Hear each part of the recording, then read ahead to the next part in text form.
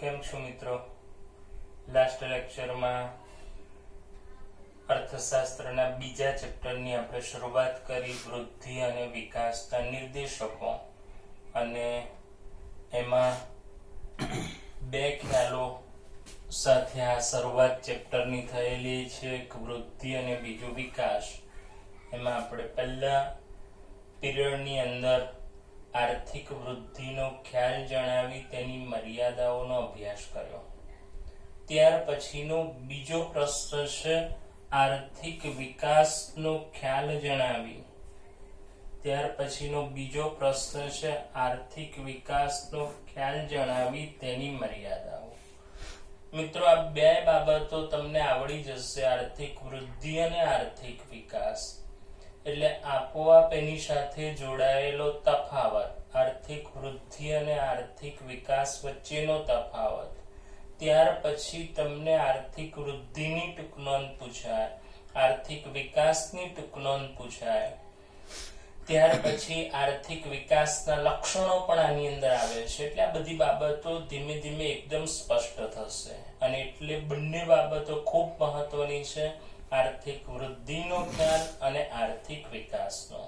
તે પૈકી આર્થિક વિકાસના ખ્યાલનો અભ્યાસ અત્યારના પીરિયડની અંદર આપણે કરીએ છીએ. જેમ વૃદ્ધિ એટલે આર્થિક વૃદ્ધિ એવું કીધું હતું, તેમ અહીંયા પણ આર્થિક વિકાસના ખ્યાલની અંદર પહેલા એવા શબ્દો વાપર્યા છે કે વિકાસ એટલે આર્થિક વિકાસ. તે એક સતત ચાલતી પ્રક્રિયા છે અથવા તો પ્રવૃત્તિ છે. તે આર્થિક સુખાકારી પ્રાપ્ત કરવાનું સાધન છે. વિકાસ એટલે આર્થિક વિકાસ, તે એક સતત ચાલતી પ્રવૃત્તિ છે. આર્થિક વિકાસ એ આર્થિક સુખાકારી પ્રાપ્ત કરવાનું સાધન છે, અને પરિણામે તેનો વ્યાપ એટલો મોટો છે કે તે આર્થિક વિકાસમાં ત્રણ બાબતોનો સમાવેશ થઈ જાય છે. એક આર્થિક વૃદ્ધિ, બીજું આર્થિક સુખાકારી અને ત્રીજું આર્થિક પ્રગતિ. કેમ? તો કે તેનાથી જો આર્થિક સુખાકારી પ્રાપ્ત કરવાનું સાધન હોય તો બધા લોકો સ્વીકારે, અને પરિણામે એનો વ્યાપ એટલો મોટો બની જાય છે કે જેને કારણે તેમાં ત્રણ બાબતોનો સમાવેશ થઈ જાય છે. એક આર્થિક વૃદ્ધિ, બીજું આર્થિક સુખાકારી અને ત્રીજું આર્થિક પ્રગતિ. Okay, clear? ફરી એકવાર, વિકાસ એટલે આર્થિક વિકાસ, તે એક સતત ચાલતી પ્રવૃત્તિ છે. તે આર્થિક સુખાકારી પ્રાપ્ત કરવાનું સાધન છે. પરિણામે તેનો વ્યાપ એટલો મોટો છે કે તેમાં આર્થિક વૃદ્ધિ, આર્થિક સુખાકારી અને આર્થિક પ્રગતિ જેવી બાબતોનો તેમાં સમાવેશ થઈ જાય છે. નેક્સ્ટ, આર્થિક વિકાસ દરમિયાન પણ વાસ્તવિક રાષ્ટ્રીય આવક અને માથાદીઠ આવક વધે છે. એટલે જેમ આર્થિક વૃદ્ધિમાં પણ વાસ્તવિક રાષ્ટ્રીય આવક અને માથાદીઠ આવક વધતી હતી, તેમ આર્થિક વિકાસમાં પણ આ સિમિલર છે કે વાસ્તવિક રાષ્ટ્રીય આવક અને વાસ્તવિક માથાદીઠ આવક વધે છે. તો પછી તેમાં અલગ શું છે? પણ તે માત્ર પરિમાણાત્મક ફેરફાર નથી.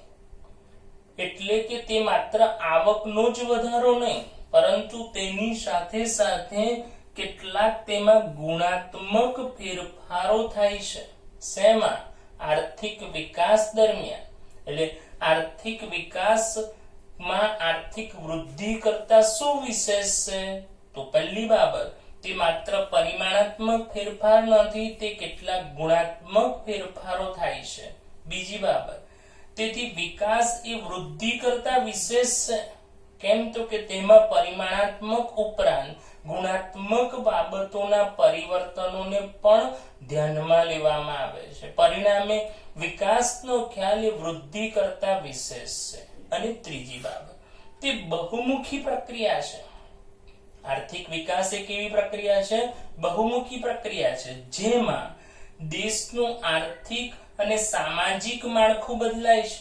બહુમુખી પ્રક્રિયા કેમ છે? તો આ પહેલી બાબત, તેમાં આર્થિક અને સામાજિક માળખું બદલાય છે. સામાન્ય રીતે રાષ્ટ્રીય આવકનું માળખું પણ બદલાય છે. હવે રાષ્ટ્રીય આવકનું માળખું બદલાવું એટલે શું? તો કે રાષ્ટ્રીય આવકમાં ખેતી ક્ષેત્રનો હિસ્સો, રાષ્ટ્રીય આવકમાં 3 ક્ષેત્રોનો હિસ્સો હોય, ખેતી, ઉદ્યોગ અને સેવા. તો એમાં પરિવર્તન આવે તો એને કહેવાય રાષ્ટ્રીય આવકનું માળખું બદલાયું છે. તો શું બદલાય છે? પરિવર્તનમાં શું જોવા મળે છે? તો કે ખેતી ક્ષેત્રનો રાષ્ટ્રીય આવકમાં ટકાવારી હિસ્સો ઘટે છે, જ્યારે ઉદ્યોગ અને સેવા ક્ષેત્રનો ટકાવારી હિસ્સો વધે છે. શેના દરમિયાન? આર્થિક વિકાસ દરમિયાન. એટલે તે કેવી પ્રક્રિયા છે? બહુમુખી પ્રક્રિયા છે. બહુમુખી પ્રક્રિયાની પહેલી બાબત શું? જેમાં દેશનું આર્થિક અને સામાજિક માળખું બદલાય છે, રાષ્ટ્રીય આવકનું માળખું પણ બદલાય છે. એટલે શું? તો કે ખેતી ક્ષેત્રનો ટકાવારી હિસ્સો ઘટે છે અને ઉદ્યોગ અને સેવા ક્ષેત્રનો ટકાવારી હિસ્સો વધે છે. પરિણામ શું થાય છે?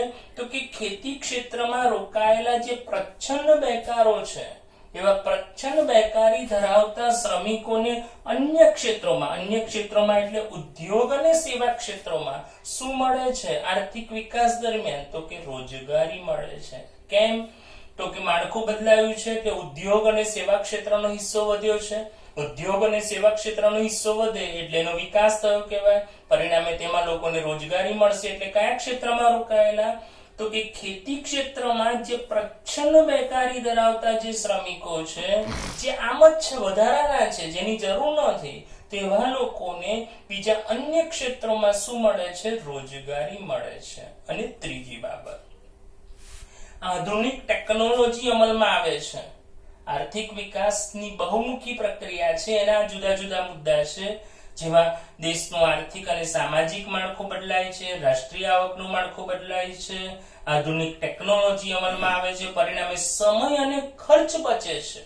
નવી ટેકનોલોજી આવે એટલે સ્વાભાવિક છે કે સમય પણ બચે અને ખર્ચની પણ બચત થાય.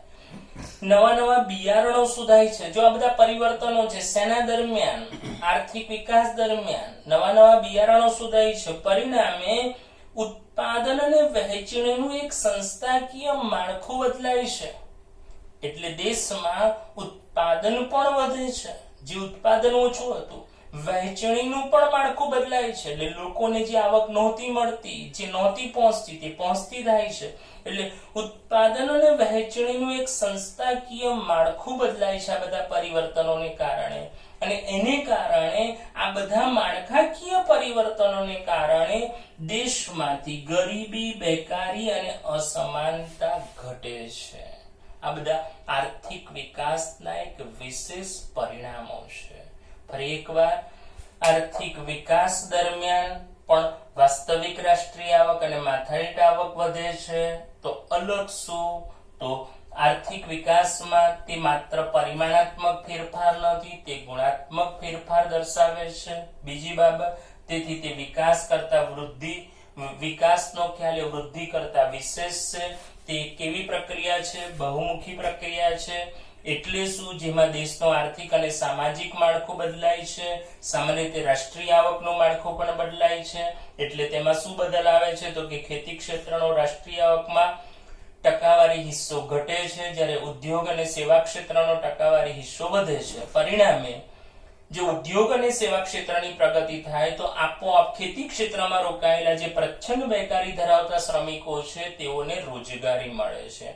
અને છેલ્લી બાબત, આધુનિક ટેકનોલોજી અમલમાં આવે છે. પરિણામે સમય અને ખર્ચની બચત થાય છે. નવા બિયારણો શોધાય છે. પરિણામે ઉત્પાદન અને વહેંચણીનું એક સંસ્થાકીય માળખું શું થાય છે? બદલાય છે. જો આ બધી સિચ્યુએશન છે, આધુનિક ટેકનોલોજી અમલમાં આવે એટલે શું થાય? તો કે સમય અને ખર્ચ બચે. એટલું જ નહીં, પરંતુ નવા બિયારણો ક્યાં? તો કે ખેતીમાં. પરિણામે ખેતી ક્ષેત્રની જે મર્યાદા હતી એ ધીમે ધીમે દૂર થશે. એટલે ઉત્પાદન અને વહેંચણીનું જે માળખું છે તે આપોઆપ બદલાય છે. અને એને કારણે આવા બધા માળખાકીય પરિવર્તનોને કારણે દેશમાં રહેલી જે સમસ્યા છે, ગરીબી, બેકારી, અસમાનતા, આ ધીમે ધીમે ઘટવા લાગે છે. આ બધા આર્થિક વિકાસના એક ફ્રૂટ્સ છે મિત્રો. Okay, clear? એટલે આર્થિક વિકાસની તમને ટૂંક નોંધ પૂછાય તો આવી સરસ મજાની વાતો તમારે લખવાની છે. આર્થિક વિકાસ એટલે શું? તો કે વિકાસ એટલે આર્થિક વિકાસ તે એક સતત ચાલતી પ્રક્રિયા છે, તે આર્થિક સુખાકારી પ્રાપ્ત કરવાનું સાધન છે, તેનો વ્યાપ ઘણો મોટો છે, પરિણામે આર્થિક વિકાસમાં જ શેનો સમાવેશ? આર્થિક વૃદ્ધિ, આર્થિક સુખાકારી અને આર્થિક પ્રગતિનો સમાવેશ થઈ જાય છે। ત્યાર પછી આર્થિક વિકાસ દરમિયાન પણ વાસ્તવિક રાષ્ટ્રીય આવક અને માથાદીઠ આવક વધે છે, પણ વિશેષ શું છે? તો કે તે માત્ર પરિમાણાત્મક પરિવર્તન જ નહીં પરંતુ ગુણાત્મક પરિવર્તન પણ દર્શાવે છે। પરિણામે વિકાસનો ખ્યાલ કોના કરતા? વૃદ્ધિ કરતા વિશેષ છે। તેમજ રાષ્ટ્રીય આવકનું માળખું પણ બદલાય છે અને સાથે સાથે તે એક બહુમુખી પ્રક્રિયા છે। બહુમુખી પ્રક્રિયામાં ત્રણ વાતો કરી, જેમાં દેશનું આર્થિક અને સામાજિક માળખું બદલાય છે, રાષ્ટ્રીય આવકનું માળખું પણ બદલાય છે અને આધુનિક ટેકનોલોજી અમલમાં આવે છે। પરિણામે સમય અને ખર્ચ બચે છે, નવા નવા બિયારણો શોધાય છે, ઉત્પાદન વ્યવસ્થાનું માળખું બદલાવાથી ઉત્પાદન અને વહેંચણીનું આખું સંસ્થાકીય માળખું બદલાય છે અને એને કારણે દેશની જે મૂળભૂત સમસ્યાઓ છે જેવી કે ગરીબી, બેકારી અને અસમાનતાની સમસ્યાને ધીમે ધીમે ઘટાડી શકાય છે। ઓકે, આવા આર્થિક વિકાસની જુદા જુદા ત્રણ નિષ્ણાતોએ તમારી ચોપડીમાં વ્યાખ્યા આપી છે। એમાંની પહેલી વ્યાખ્યા છે માઇકલ ટોડેરો અને માઇકલ ટોડેરોની વ્યાખ્યા છે એકદમ સરળ મિત્રો। આર્થિક વિકાસ એક બહુપરિમાણીય પ્રક્રિયા છે। કોના મતે? માઇકલ ટોડેરોના મતે આર્થિક વિકાસ એક કેવી પ્રક્રિયા છે? બહુપરિમાણીય પ્રક્રિયા છે। અહીં લખી રાખું છું, બહુપરિમાણીય પ્રક્રિયા છે। કોના મતે? માઇકલ ટોડેરોના મતે। ત્યાર પછી જીએમ મેયરના મતે, જીએમ મેયરના શબ્દો છે આર્થિક વિકાસ એક એવી પ્રક્રિયા છે કે જે હેઠળ ગરીબી રેખા હેઠળની વસ્તીમાં વધારો ન થાય અને આવકની વહેંચણી વધુ અસમાનતા ધારણ ન કરે તે શરતોને આધીન રહી માથાદીઠ વાસ્તવિક આવકમાં લાંબા ગાળા સુધી સતત જો વધારો થતો હોય તો તેને શેની તરીકે? આર્થિક વિકાસ તરીકે। ફરી એકવાર, આર્થિક વિકાસ એક પ્રક્રિયા છે જેમાં ગરીબી રેખા હેઠળની વસ્તી વધતી ન હોય, સાથે સાથે આવકની વહેંચણીની અસમાનતામાં વધારો થતો ન હોય અને તે શરતોને આધીન રહી માથાદીઠ વાસ્તવિક આવકમાં લાંબા ગાળા સુધી જ્યારે વધારો થતો હોય તો તેવી પ્રક્રિયાને કહેવાય છે આર્થિક વિકાસ। અને ત્રીજી અને એક છેલ્લી વ્યાખ્યા છે અને તે છે કોના મતે? મેકલપના મતે। એમાં પણ એક બે શરતો લખી છે તમારી ચોપડીમાં, અહીંયા આગળ મેં રજૂઆત નથી કરી બોર્ડ ઉપર, પણ ચોપડીમાં નજર કરશો તો તમને ખ્યાલ આવી જાય એવો છે કે વસ્તી સ્થિર હોય કે સતત વધતી હોય। પહેલી શરત, વસ્તી સ્થિર હોય કે સતત વધતી હોય, પરંતુ ઉત્પાદનના સાધનો તથા ઉત્પાદનની રીતમાં ફેરફાર જન્માવતી, અહીંયા આગળ લખું છું, વસ્તી સ્થિર હોય કે સતત વધતી હોય, પરંતુ ઉત્પાદનના સાધનો તથા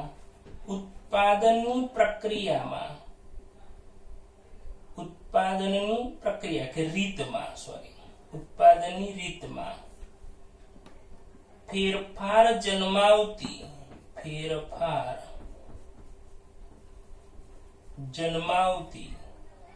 એવી પ્રક્રિયા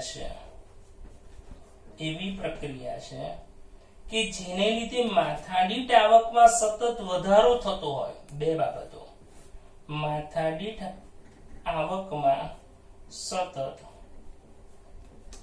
વધારો થતો હોય અને લોકોનું જીવન ધોરણ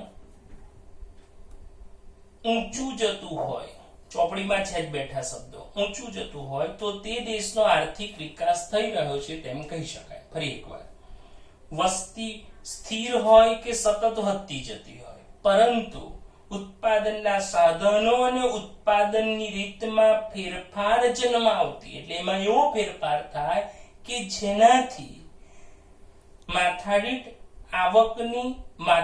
આવકમાં સતત વધારો થતો હોય અને લોકોનું જીવન ધોરણ ઊંચું જતું હોય તો આવી એક પ્રક્રિયાને કહેવાય છે આર્થિક વિકાસ. ખાલી બે જ વાતો યાદ રાખવાની છે, વસ્તી સ્થિર રહે કે વસ્તી વધતી રહે. એ બંને પરિસ્થિતિમાં શું હોય તો કે પરંતુ ઉત્પાદનના સાધનો અને ઉત્પાદનની રીતમાં એવા ફેરફારો જન્માવે છે કે જેનાથી લોકોની માથાદીઠ આવકમાં સતત વધારો થાય અને લોકોનું જીવન ધોરણ ઊંચું આવતું હોય તો તેને કહેવાય છે આર્થિક વિકાસ. ઓકે, એટલે ત્રણ વ્યાખ્યાઓ, પહેલી માઇકલ ટોડેરો, બીજું G.M. મેયર અને ત્રીજું મેકલપ. હું તમને આ વ્યાખ્યાઓનો થોડો આગ્રહ એટલા માટે રાખું છું કે પરીક્ષામાં મિત્રો તમને પૂછાય કે G.M. મેયરના મતે આર્થિક વિકાસ એટલે શું, તો એ શબ્દો લખવા પડે. મેકલપની પૂછે તો મેકલપના શબ્દો. ઓકે, એટલે અહીંયા આગળ આર્થિક વિકાસનો એક સંપૂર્ણ ખ્યાલ ફિનિશ થાય છે. હવે જેમ આર્થિક વૃદ્ધિની 2, 3, 4 મર્યાદાઓ હતી તેમ આર્થિક વિકાસની પણ 2, 3 મર્યાદાઓ છે. એમાંની પહેલી મર્યાદા છે કે આર્થિક વિકાસ એ દેશની પ્રગતિ દર્શાવી શકે છે, પરંતુ તે સાચા અર્થમાં માનવ વિકાસ કે પ્રગતિનું માપદંડ બની શકતું નથી. બિલકુલ, આર્થિક વિકાસ એ દેશની પ્રગતિ દર્શાવી શકે છે, પરંતુ તે સાચા અર્થમાં માનવ વિકાસ કે માનવ પ્રગતિનું માપદંડ બની શકતો નથી. એટલે ઘણીવાર આપણે એમ કહીએ ને કે આર્થિક વિકાસ થયો છે એટલે માનવીની પ્રગતિ થાય જ એવું જરૂરી નથી. એટલે અહીં આગળ લખ્યું છે કે આર્થિક વિકાસ એ દેશની પ્રગતિ દર્શાવે છે, પરંતુ તે સાચા અર્થમાં માનવ વિકાસ કે માનવ પ્રગતિનું માપદંડ બની શકતો નથી. આ પહેલી મર્યાદા. બીજી, આર્થિક વિકાસને આર્થિક વૃદ્ધિની જેમ માપવી મુશ્કેલ છે.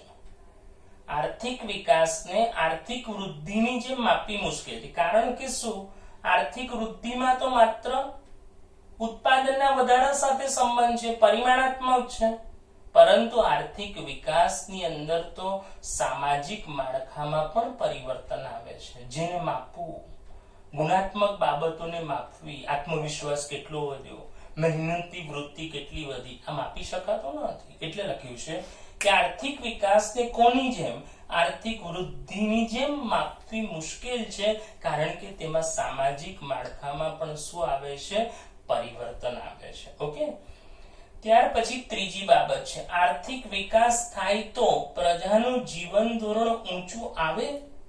મોટે ભાગના લોકો એમ કહે છે કે આર્થિક વિકાસ થાય એટલે પ્રજાનું જીવન ધોરણ ઊંચું આવે, પરંતુ હંમેશા આવું બની શકતું નથી. કેમ, તો કે સમજો કે ભારત જેવા દેશનો આર્થિક વિકાસ થઈ રહ્યો છે, પરંતુ તેમ છતાં હજુ પ્રજાનું જીવન ધોરણ જે ઊંચું આવવું જોઈએ તે આવી શક્યું નથી. એટલે અહીંયા લખ્યું છે કે વિકાસ એટલે જીવન ધોરણનો સુધારો એમ કહી શકાય નહીં. કેમ, તો કે ઘણા દેશો એવા છે કે આર્થિક વિકાસ થઈ રહ્યો છે, તેમ છતાં પણ તે દેશની પ્રજાનું જીવન ધોરણ જે સુધરવું જોઈએ એટલું સુધરી શકતું નથી. Okay, clear?